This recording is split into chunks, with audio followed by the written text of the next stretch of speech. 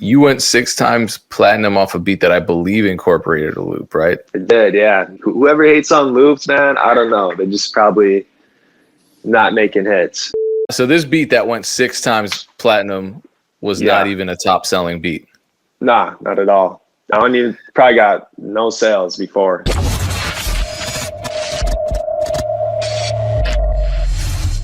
Let's be honest, you're not gonna find these videos anywhere else. Why? Because I make them. So it would really help me out if you subscribe. If you've already subscribed, what also really helps is if you like the video and leave a comment. It's hard in the era of clickbait videos on YouTube and negativity in the producer community, and I appreciate your support. Thank you so much. All right, Iceberg, you went 6 times platinum for the breakout hit Pop Out. Congratulations, man. Thank you, I appreciate that. It's amazing because right off the bat it went platinum, then it hit 2, then it hit 3. And I know you were posting periodically. Did you ever think it would get this certified? I mean, 6 times platinum is damn near diamond. You're close to being a diamond producer. That must be an amazing feeling. It's amazing feelings. I mean, just it stayed in the charts for what, 2.5 years now. It just keeps like, I don't know. I think it's a timeless record that we made. It's like everybody always wants to pop out at a party, so whenever they're going to a party, they can play it. But man, it's yeah, I don't think I ever expected it to go this big. I mean, I had faith in the record when I first heard it, and now it's 6 times platinum. It's a pretty crazy feeling. By the time I'm 30, hopefully it's diamond. 25 right now, so I mean, it seems plausible, especially given how successful Lil Tjay and Polo G are now, and right, they're still kind of early in their careers, and they're doing really well. I mean, facts. I would say this song propelled both of them into the spotlight, because since then they've just been winning consistently. How does it feel being a part of that, knowing that this one song launched 4 different careers at least? It's pretty crazy. Yeah, like, think, you know, both of those guys are doing their thing, but they weren't like 100,000 followers maybe each, and now look at them now on Instagram, you know, 10 million followers. Just feels great to be a part of like their journey, and also like they helped me in my journey. I was making beats for 8-9 years before I finally got this one hit, and that's what I want to say to all producers. Like, just takes that one hit to get recognized. You know, you put in that grind. There's so many talented people out there, and just need that one hit to get to the next level. So I know you've told the story before, but how did the beat come together? I know it was a collab with another BeatStars user, JD on the track. Yeah, JD. Who reached out to whom? Definitely shout out to JD. Yeah, shout out to JD. The last time I interviewed you, I interviewed JD also around the same time, or was it the exact same interview? No, it was separate. It was separate. Okay. Yeah. And so you both kind of told this story, but I actually forget, and there are some people who don't know the story. Who sent the idea first to whom, or who reached out to who? How did that, just on the beat, how did the beat on the beat side? So I had probably 75% of the beat finished, sent it over to JD. We were collabing all the time, just knocking out a bunch of stuff. He was like my main guy, collaborator at the time. So we're just knocking out beats every day. And he finished it up and then put it on my BeatStars page. Actually, this 6 times platinum beat was sitting on my page for like a year, 8 months maybe, which is crazy. And then finally, he got it sent out to the, well, that's how the beat came together. And then how the song came together, the song dropped without me even knowing. Somebody sent me the video. It's like all of a sudden it's, they're like, I heard your tag on this song. It's pretty good song. I'm gonna check it out. And like, oh, it's Polo G, Lil Tjay. You know, I've been hearing their names. It just started skyrocketing after a couple days. We're like trending number 2 on YouTube, I believe, and I'm just out of here, man. So at the time of that record, neither Tjay nor Polo G were signed then? I believe they just both signed to Columbia. So they wanted to do that record together, and just blessed to be part of that record, because I know people were like anticipating a Polo G Lil Tjay collab, and this is the one that came out. Okay, so how did they get the beat then? Was it from BeatStars, do you think? No, I think JD sent it over to Lil Tjay's A&R. Okay, Yeah. got it. And because I know Polo G has recorded the beats of mine that he got off of YouTube, so I know they were at least one of them was on the internet. Yeah, I mean, this beat was Looking at on the beat. YouTube and BeatStars for like 8 months. Somebody That's else, crazy. it's a good thing nobody else copped it before them. Okay, so it wasn't even a top. So this beat that went 6 times platinum was not Yeah, even a top selling beat. nah, not at all. I don't even, probably got no sales before. That's one of those encouraging stories because a lot of people think if the beat doesn't go viral that it's not even Right, worth anything to anybody, and ironically that's your biggest hit song to date. right. Okay, so JD sends it to Lil TJ's A&R. It drops. Did the video drop before all the paperwork was handled and everything? Yeah, the video dropped before the paperwork, and then obviously it had like maybe 2 million views after a day, I believe. And then started getting the phone calls like, hey, we got to do paperwork right now. Let's get this done. Like, all right, let's do it. And that was my first time, really dealing with the industry side of it. Before that is all online beat selling.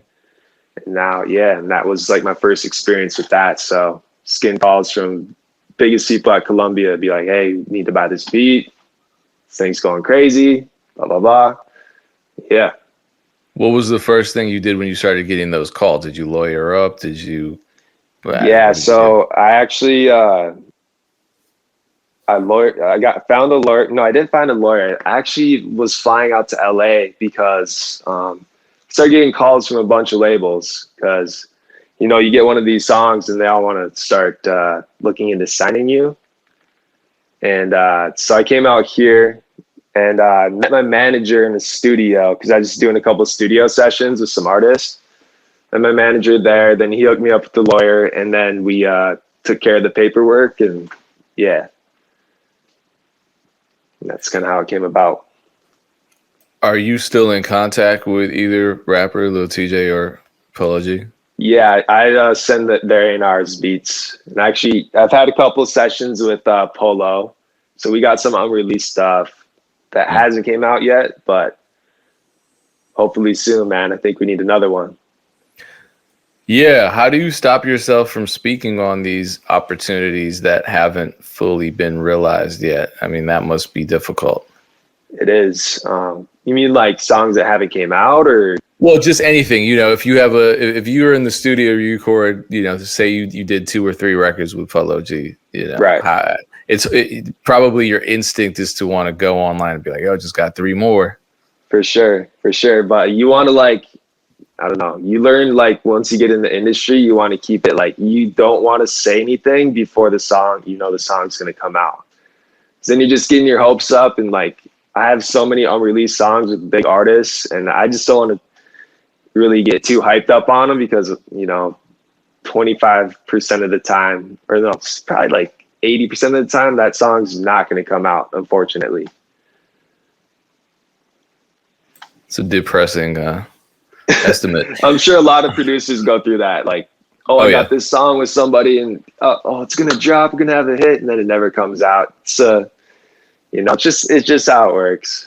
You just got to keep pushing. So you're living in LA right now? Yeah, Where are you from originally? North Dakota, Fargo, North Dakota. Okay, it's different culture, right? Oh yeah, just a little bit. Yeah, there's really no music scene. A lot of it, I should say. There's really no music scene up there. So I was kind of, I don't know, just was always loving music, and I started making beats, and then out here is a bit much faster pace. Obviously, this is the hub of all music stuff. So now I'm just getting in the studio every other day. Big rappers, and man, it's a blessing. It's really created a lot of opportunities for me. So let's talk opportunities, because 6 times platinum is a big deal. What opportunities did that placement bring you? So obviously, yeah, I'm signed to Universal Music Publishing Group. So that's, that's a big blessing. Kid from North Dakota, it's pretty nuts. And then now I'm, been in the studio with some really big names, and I got A&Rs, DMing me, texting me every day, saying, need a pack for this person, pack for this person. Just brings, like, if you get a big hit record, it's gonna, if you keep working hard, like a lot of people, I feel like get complacent after they get something, but I just want to keep pushing and keep getting these hits, man. I know JD also signed a publishing deal. I think did he sign his before you or after? I want to say it was right before me. Was it also with Universal? No, he's with Sony. Okay. Yeah. Yeah, I thought it was different, but then he also moved to LA around the same time as well. He moved right? to Atlanta. Yeah, he moved to Atlanta. Oh, you guys are on really different paths, but you're both. Isn't that interesting how it's two people involved in the same track, and then you both took different routes, right, even geographically. Right. Yeah, because he's from Brazil. I'm from North Dakota. Probably the two complete opposite, the most opposite places you could ever think of. I think Cash Money AP is also signed to Universal. Yes, he is. Pretty sure. So I have a lot of questions about publishing deals and everything. Are they pushing collaborations between their producers? Like, are you 100%. Getting in the studio with people like Cash Money? I haven't met with Cash Money yet, but they'll try to link me up with a bunch of different producers. I've done a bunch of producer sessions. And that's just a good way to spread out your network because, I have my connections, and that producer will have their connections, and it kind of just spreads your network because you make 5 beats, maybe 2 for my connections, and then we'll make like 2 for whoever that producer's been working with, and then hopefully one of them lands. So you referenced being offered multiple deals from different publishing labels. What made you go with the deal that you signed? So my manager, he had me going out we met with probably 10 different labels, and we finally we met with UMPG, and we felt that it was the right fit. And my A&R is awesome over there. My team over there is awesome. They created a lot of opportunities, and they're all pitching what they could do for me, and that felt like that was just the best fit for what I wanted to do. So just so folks out there who have never experienced this offer but may at some point, just so they can kind of know what to expect, what were some of the points of these deals that were being offered? I mean, advance, opportunities, creative services. What does that all mean, and why was it that you decided on this one, and what makes this one so favorable for you? Well, really, like the advance, the advance is a big thing. I'd say for producers though, when you get your first big hit, you don't want to take something too big. Like, you don't want to take an advance that's too big, because a lot of people don't know you got to recoup that money. Like you have to like pay them back. It's basically kind of a loan. And what else was the question there? It was the advance, and basically like, when you're thinking about who you want to sign with, you want to see who fits, who do you want to work with, who do they have connections with. And I just felt, for me, myself, Universal, they just had a good pitch for me, and a great pitch for me, and had all the people I wanted to work with. My A&R's killing it at the time and still killing it, so just was a good fit.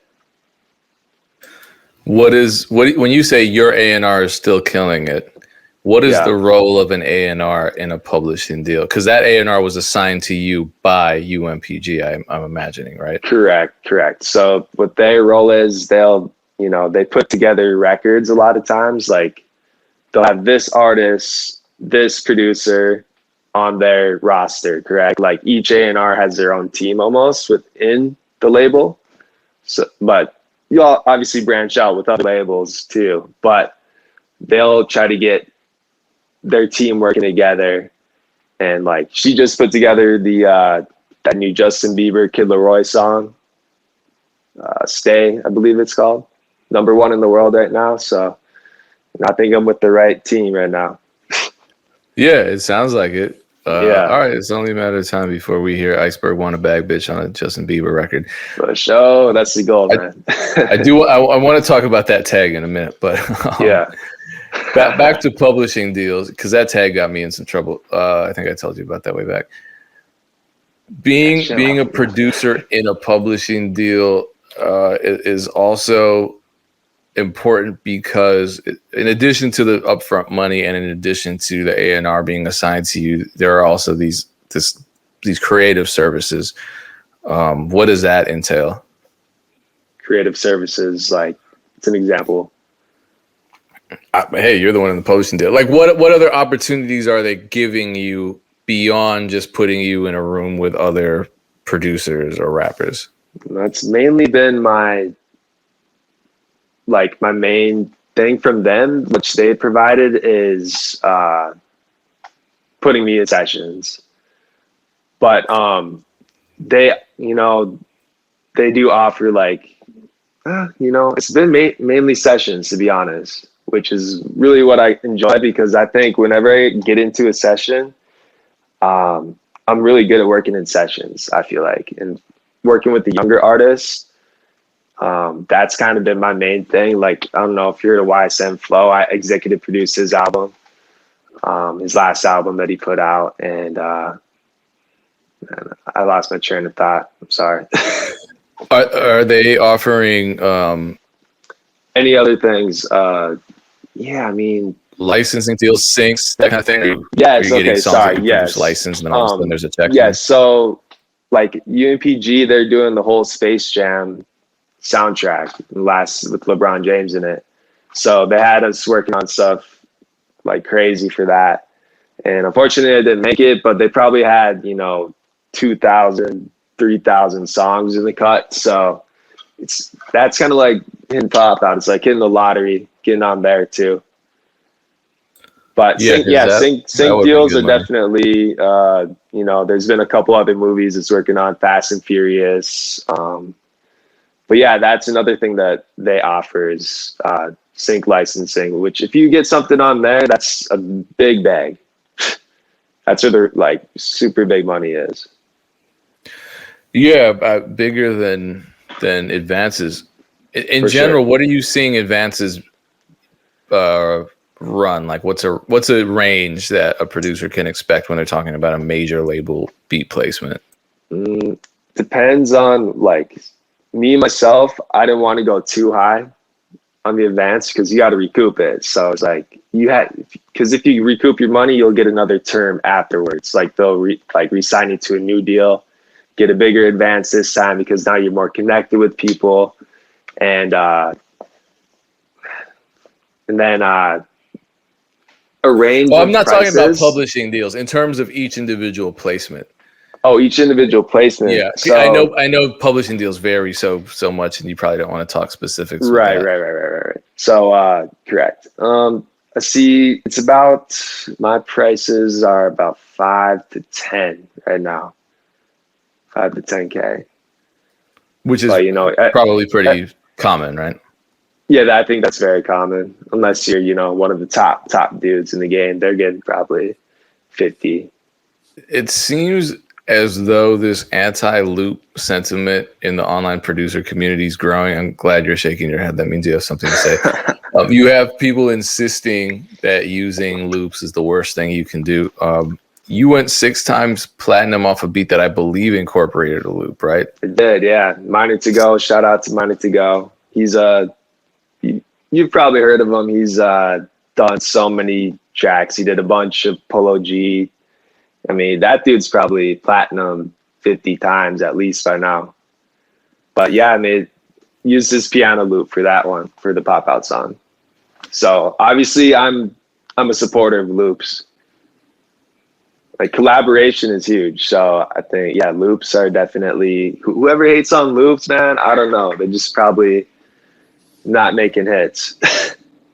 So How did that all work out with the loop in terms of splits, in terms of negotiations, or was it a royalty free deal?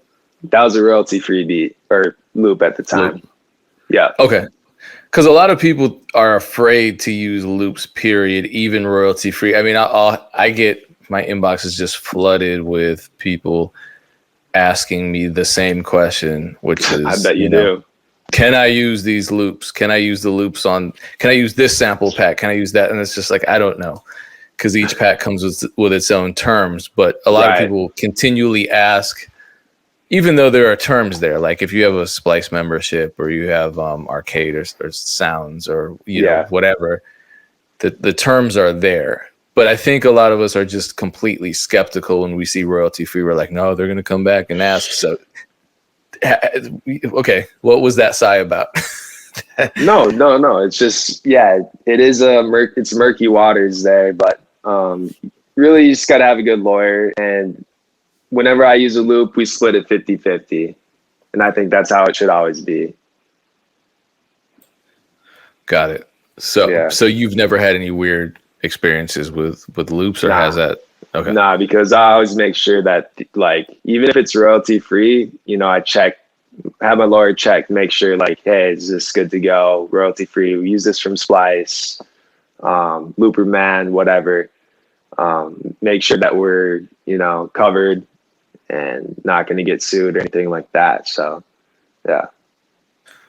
All right. Bufa has a follow-up question. If you've ever used any samples or loops that needed to be clear, and in that instance, who handled that?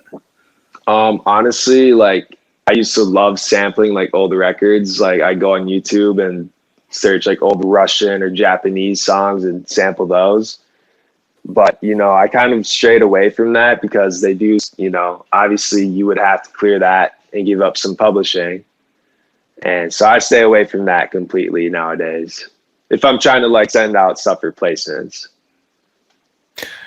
Is that just something that you did because you want to maintain as much publishing as possible, or is that something that your publishers have suggested? I mean, yeah, they suggested that, but at the same time, I was like, if I get another big song and I have to give up, you've seen what's happened with other songs out there. I don't want to name the songs, but that you could think of a few, and they've had to give up almost all their publishing. And like, I never want to run into that ever. So I stay away from it now. I got a small circle of loop makers that I work with, and you know, we're all homies, so we're good to go on the terms and stuff. If something ever does get placed, we're good to go. So why is maintaining your ownership of the publishing, aka underlying composition, so important to you? I mean, because the back end money, like say there's two producers, you get 50% of the publishing for the production side. And you want to keep as much of that as possible because, for example, Pop Out only had two producers, so each had 25%. And say we had 4 producers on there, we would have had, I don't know the percentages off the top of my head, but it would have been, you know, a lot less back end money. That's really where you see the most money coming in. Like if you get radio plays and you know, a lot of streams, like you're going to keep way more money if you keep the number of producers that are on the beat down 100%. So I want to talk about tags. Have you changed your tag, or is it the same? Nah, it's the same. Okay. Yeah. Yeah. I don't know if you remember, I played when I was before COVID and all that, when I was in the schools, I played the instrumental version of Choppa for some middle schoolers. Payne, I remember you telling me about that. Like, yeah, I played it at one of my lectures and I got in trouble because of the bitch. I'm sorry about that. I didn't get in trouble. Am I allowed to cuss on here? No, absolutely not. See, you're getting me in trouble again, man. No, I'm kidding. You're good. I felt bad. I lost all color in my face in front of the room, but the teachers just kind of laughed. But She's like, they Like they listen to that stuff all the time. It's like, yeah, for but sure, for sure. I mean, Iceberg really wants a bag. He's out here cussing kids out for it. There's been a lot of talk about tags now. I don't know if you've seen the conversations with, one was with Jetson Made and another one was with DJ Mustard and then Digital Nas also. I think a couple of them were from Producer Grind interviews where I think all three of them said that tags could be problematic. I saw little snippets of those. Yeah. Okay, what were your first thoughts about that conversation? So one, like, it makes sense. Like, one of the dudes I saw talking about it was saying that, you know, I heard this tag back in 2016, and now I hear the same tag on it. Now the sound is going to be outdated. I don't know. I think for me personally, I think it's just a branding tool. Like, and it just, obviously if somebody hears your name on a big record, it's just going to make them look you up, or it's, you know, help build your brand. So I say, throw your tag on everything, man. Have you ever been in a situation where your tag was removed from a song? Yeah. Couple times. Send the track outs to, you know, you send track outs to get the placement.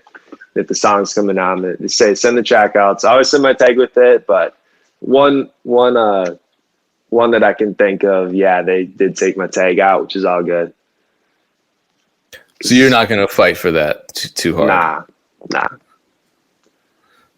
Because some producers would, and I just wonder, I think a lot of the producers that would might not have ever experienced a placement when, you know, I don't know. How do you, when you deal with a placement, does it tend to be a stressful situation, or because of your team, is it generally pretty easy? No, my team is top notch, so usually it goes pretty easy. My lawyer's a beast, so we get it done.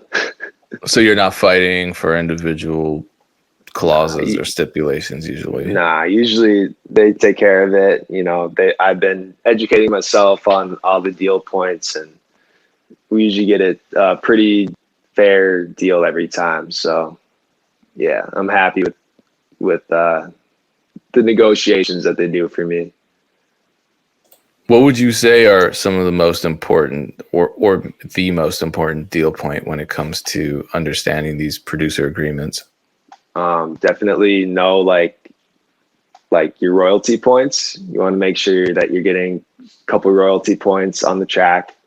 You want to make sure that the publishing splits are fair. You want to make sure, like, I'm always about, like, say there's 3 producers on a track, you want to make sure everybody gets the same amount of publishing percentage. And then other than that, like the advance, I don't get too worried about the advance, because I always believe, like, if I believe in a record, I'm looking more towards the back end. Like, because I've seen back end money from Pop Out, and I know that can be life changing. So don't get too worried about the advance. But, you know, we do have a threshold where, you know, we got our price set now. So if you can't meet it, then we might go down a little bit, but not too much. Got it. So back to tags, and this is rare. When we're talking about Pop Out, not only was your tag in that song, yeah, but on the title in the YouTube video, the official music video, you and JD's names were both included. Yeah, and that's in the title, right? In addition to the tag. How did that work out? Is that something you requested, or did that just happen? Nah, they just showed love and put it on there. Thank God, because you see a lot of songs like do not have it even in the description on YouTube. So they really showed love on that one, because people see our names right on the title, and that song has, I think, almost 300 million views on YouTube alone. So, but I think it should be almost like written into deals that, hey, if you post it on YouTube, or like Spotify, you know, it does the credits all the time. But like YouTube, I feel like you can just producers make half the song. Our name should be in there.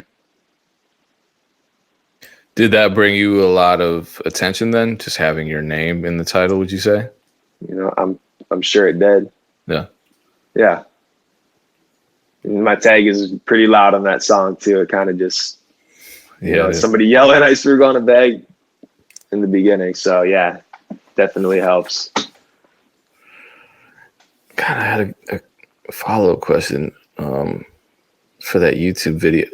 Okay, so when they dropped that, it seemed like the way you described it, having the song just out and the video just out without you even really knowing that it dropped. Yeah. It seemed, were they kind of just moving like independents at that point, just dropping music and then after the fact letting the label deal with it? You know what? I'm not sure who posted that song. If it was a label, or I'm guessing it was probably just one of the two artists posting it. And then the label's like, oh, it's probably supposed to let the producers know beforehand. But yeah, because it just came out of nowhere and just started blowing up. The label's probably like, oh shit, we need to hit up the producers and get right with them so we don't get in trouble. But I wonder too, because so obviously they had to do that because the song was building up so much momentum that they knew there was potential in it and they wanted it. I wonder, you know, if had the song not done well, they would have just kind of swept it under the rug and were like, we had nothing to do with that. I don't know. You'd hope that they would take care of business, but a lot of times, you know, stuff might. I think there's been one other time where, you know, something releases, it doesn't do too well, and then you don't really hear from the label. So, but then now that was before I had a lawyer and all that. So now that we have a lawyer, we can have them hit up whoever the label is or the artist and their team, and we can get it figured out. So you have, I see right behind you, you have the platinum plaque for Pop Out, but now that it's 6 times. 2 times. We just ordered the 6 times platinum. So okay, how much did that cost? That because it's got to have a lot of space for all those. Yeah, they tax for these plaques, man. I'm sure you know. You got a couple yourself. Yeah, but I have no multi-platinum ones, and I know every time I say it's like, damn, it's $100 extra each time it goes, you know, one more time platinum. So I'm assuming 6 times platinum's got to be around 1,000 at least. Yeah. But I mean, it's a really pretty piece of artwork, so it's worth it. Yeah, definitely. I mean, before I was in the music business, I was thinking that stuff just got sent to you. And then I was thinking, wait a minute. Because there might be 80 people involved in making an album. The label's not going to spend $80,000 on plaques. Nah, especially if there's, you know, 60 producers on there. Can give every producer a plaque. So I think that's just how it is. I see a lot of complaints from producers like, oh, I shouldn't have to pay for my own plaque, but it is what it is. I'm just blessed to have it'd be nice if there were like a plaque behind me. Yeah, if there were like a clause in the contracts where the plaque was just recoupable or something. It's like, yeah, maybe us producers start pushing for that.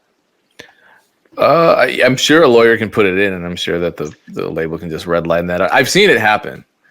Yeah, more than once. Well, you just gave me a good idea there, so you'll have to. Yeah, talk to send your lawyer an email after this. For sure, I got you. Appreciate you, Payne. I write these off. I've written plaques off on my taxes. I imagine you have as well. Correct. Yeah. So you have an accountant, right, at this point? Yes. Okay, you don't do all this stuff because a lot of people are like, "Oh, that stuff is easy." No, it's not. Being you know, what's it called? Just your own business, and tax season is crazy. It's so different from any other job. It's a lot of work, stresses me out every time, but it's nice having an accountant to help out with it. Yeah, because when I was working a traditional job, I got a W-2, and that was it. And like now, I am the employer and I'm the employee. and I'm the Right. contractor, and I'm just so it's just too freaking much. And every It's too placement much, comes man. with its own, like every royalty stream is its own 1099. And Yeah. No, I guess it'd be a lot. And yeah, I hate tax season with a passion. well, the beautiful thing for us is tax season never ends because you're probably paying quarterlies, right? Yes. Yep. Yeah, so tax season is every single quarter. It happens 4 times a year, and Sweet. then we get kicked in the chest in April, May. Like that's Yes, the we one that do. hurts. That one hurts big time. And then you pay off your taxes, your the end of the calendar year taxes or the tax year taxes, and then immediately after your quarterlies are due. So it's just like you're like broke double. at the beginning of summer. You're just broke. Right. Yeah. It's like a double kick to the chest, man. But won't want to be doing anything else, so can't complain too much, man. No, life is good. I just want people to know what's going on.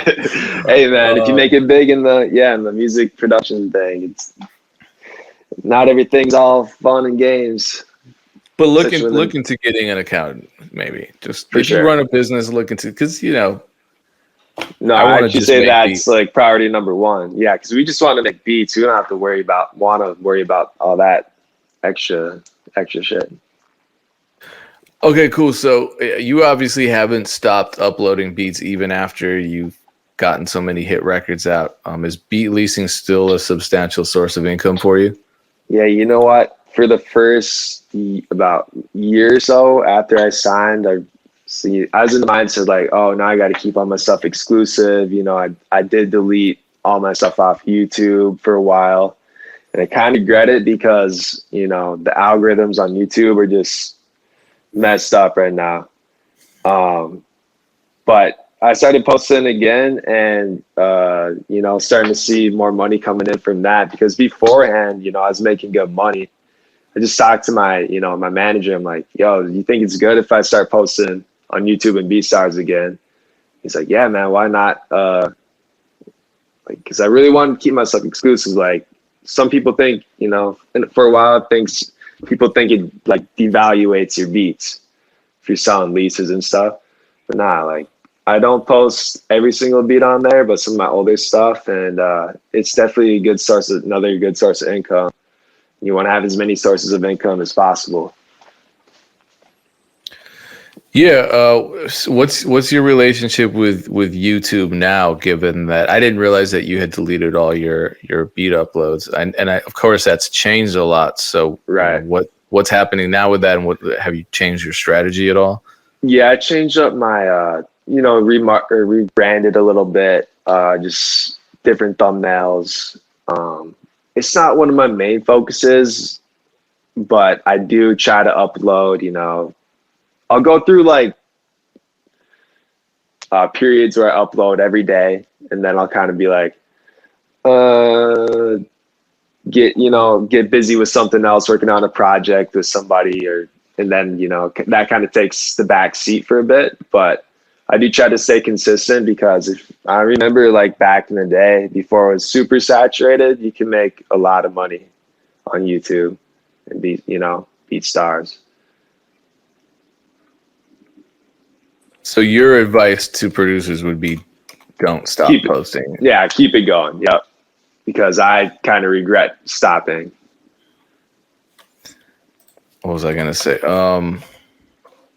How often do you upload beats to BeatStars now at this point, given how busy you are? I kind of, sometimes I'll take like half a day or like 4 hours just to get a bunch of stuff scheduled. Like on YouTube, I'll schedule out beats for 3 weeks so I don't have to worry about it. I just take one day to do that. And then, you're good to go for those 3 weeks. And then once that's starting to end, I'll do it again. But yeah, I want to get back on it, start doing it more often for sure. All right. This is a good segue. Somebody did ask this question earlier in general. I don't know who did it. I think it was E. Shout out to him. But months ago, you posted a photo of you and NLE Choppa in the studio, and now you have a new single with him. How did you link up with him? So, yeah, the day I met up with Choppa, my A&R texted me to be like, "Do you want to do a session with NLE Choppa?" And I'm like, "Yeah, duh, let's do it." So we link up. He's maybe a few hours late. I'm like, man, I hope he shows up. And he shows up, and he's good vibes. Choppa's super good vibes when you're around him. And that was our one session, and we made the song that's called "Mm-hmm." And the song's going crazy right now, but it's great. Like, he told me he's got like 500 release songs, and the one song that he drops as a single is the one we made in our one session together. So because of the chemistry in the session and the feeling that was created 100%, as you were making the song? I think it's all about vibes in the studio. Like, you got to have good vibes. That's what I think. I'm really good at being in the studio with artists and just being like, supportive, and I throw out ideas here and there, and it's just like another example. I don't know if you Big Scar from Memphis. He's 1017. Did one session with him, got the next single of his as well. So I don't know if I'm just getting lucky here. I don't know. I think if you create a good vibe in the studio, they're going to remember that and just like remember having a good time making that song. And obviously, got to have the good beats as well. So, but the Choppa thing, that was pretty crazy. One session with him, and now we're locked in. We got some unreleased stuff as well. So, yeah. Yeah. How many tracks did you make throughout that session? I know it wasn't one. No, we made the one song. Just that one, and that was it. Yeah. We worked on that song for like 8 hours, writing it and putting it together, and 8 hours to make that song. And I think it was worth it because that song's streaming pretty well now too. It's going pretty. It's on. I saw somebody told me they heard it on XM radio the other day. So that's another thing, that if you get your song on the radio, that's where the real back end money. Like, that's where you get paid the most from. It's like in the radio plays. Okay, so take me through that session. So he shows up. Yeah. You just have a blank canvas. How do you even start working on that beat? So, no, how I attack sessions, it's like, first I'll ask them, do you want to work on a beat from scratch? Or I always come to sessions with very prepared, like I'll have a folder, different genres, and then I'll order beats to how I could hear artists fitting a beat. So I'll order them like 1, 2, 3, 4. So I'll just play them in that order. And like, I'll ask them what kind of vibes you feeling. So I have like melodic pack, I'll have like a trap pack. And I feel like that's another good thing, come to a studio session super prepared, have the beats like ready to go. If they do want to make one from scratch, I'll do that as well. But a lot of times I think we can just make more songs and knock them out if we just, like, a lot of times I have like a couple days to prepare for a session. And so I'll just start cooking up a bunch of stuff that would fit their style, and then just have a bunch of stuff ready to go for them. And we can just. So is that what happened here? You had that beat already done? Yeah, that beat was already done. So we just started going, that session, we just started going through beats, and I think that was probably the third one I played for him. And then he heard it, and he like looked over and smiled at me, and the beat dropped, and he started just vibing and like, oh, this is probably the one.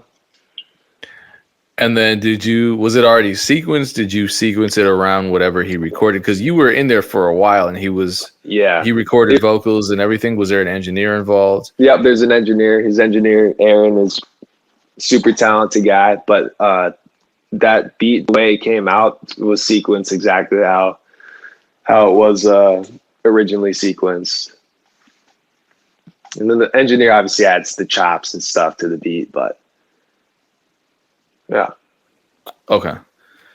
Got it. Because now I really have to find this damn question. It had to do with being in the studio with an artist. And it was from, I want to say Class E Beats. Yes. Okay, here we go. Yeah. Class E Beats. He says, what was it like getting used to working in a studio session versus working at home? I mean, obviously it's a big change from going to being in your bedroom making beats to being in a session with artists. But you know, you learn as you go. Like the first few sessions I did out here, the first 3 sessions were Polo G, 24K Golden, and Kid Leroy.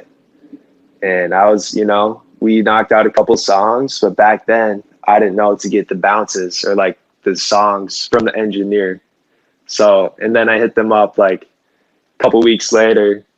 24K Golden's hard drive had crashed, so I don't have the song anymore.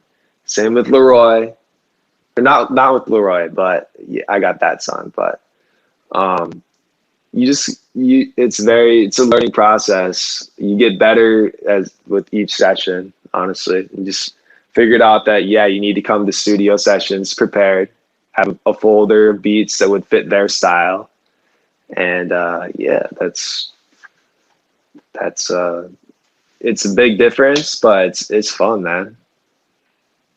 Are there any studio session do's and don'ts that you can mention?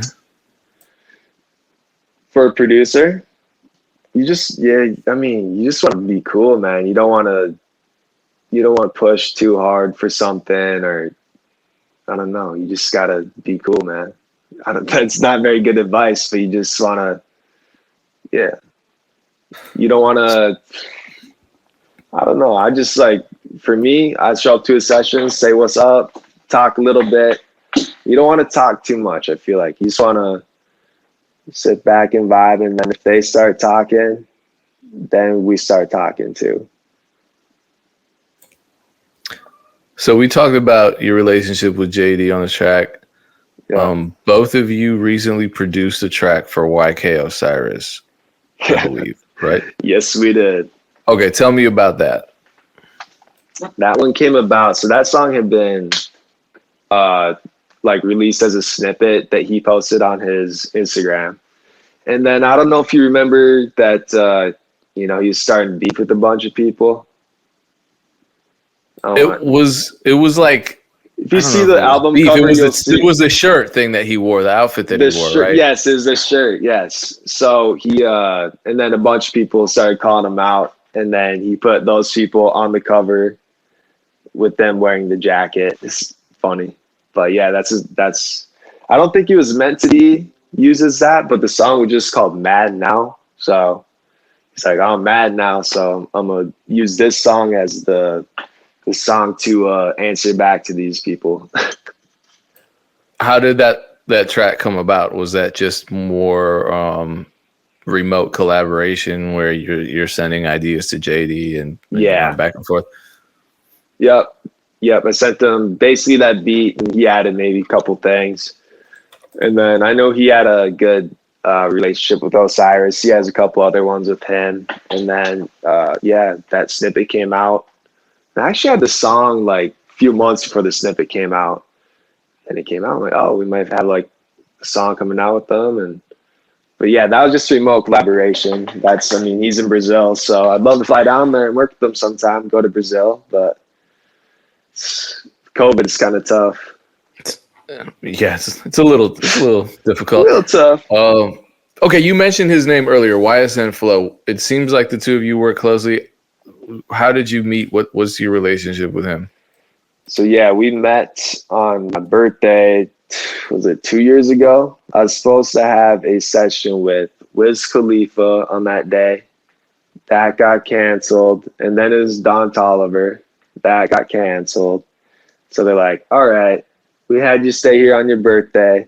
Let's just get you in with somebody. And I'd heard of YSN Flow before. He had a song that was bubbling up. So I'm like, oh yeah, that's cool. We'll go work with him. And ever since then, that first session, we made like 8 songs. The kid worked so fast, and it just, I don't know, it's like family since then. And then we kept working, and then we put together like a deal where I executive produced his album.